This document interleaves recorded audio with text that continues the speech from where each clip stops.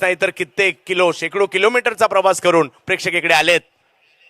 पहिलाच बॉल समोरच्या दिशेने फटका चांगला पाहायला मिळतोय. बॉल अडवण्याचा प्रयत्न त्या ठिकाणी केला जातोय. आकाश चिंदारिया अँटॉपिलचा सितारा होता त्या ठिकाणी मुंबईच्या. काय जबरदस्त फिल्डिंग केली आहे आकाश चिंदारिया यांनी. टाळ्यांचा कडकडाट लगेचच ऐकायला मिळाला. चांगला खेळ मैदानात होत असताना आकाश चिंदारिया वाडिश लॉंगॉनच्या दिशेने मात्र तिथे पोहोचला. अगदी समोरचा फटका, चांगली फिल्डिंग, चौकार नक्कीच अडवलाय शांतिरत्न डोंबिवली टीमसाठी. काय फिल्डिंग केली आकाश तिकडे. हनुमंत यांच्या या वेळेला जर पाहिलं तर पंच आमच्याकडे वळतायत, कळवतायत. हा व्हाईट बॉल आहे. दबाव दोन्ही बाजूला आहे. एका बाजूला धावा काढायच्यात, एका बाजूला जर पाहिलं तर धावा रोखायच्यात. याच्यासाठीचा दबाव पाहायला मिळतोय. आणि आता 14 चेंडू आणि 20 धावांची आवश्यकता या मॅचला जिंकण्यासाठी. सुपर डुपर हिट मुकाबला.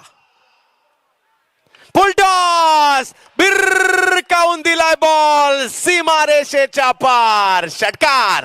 होश उडू दे तू भारी खेळना, ओ भगवा जरासा तू जोश भरासा, ओ ऐसा मेळना जिंक चढू दे हा होश. रेड्डीचा षटकार, हा मोठा फटका FM हॉस्पेट कर्नाटका टीमसाठी मिडविकेटच्या दिशेने.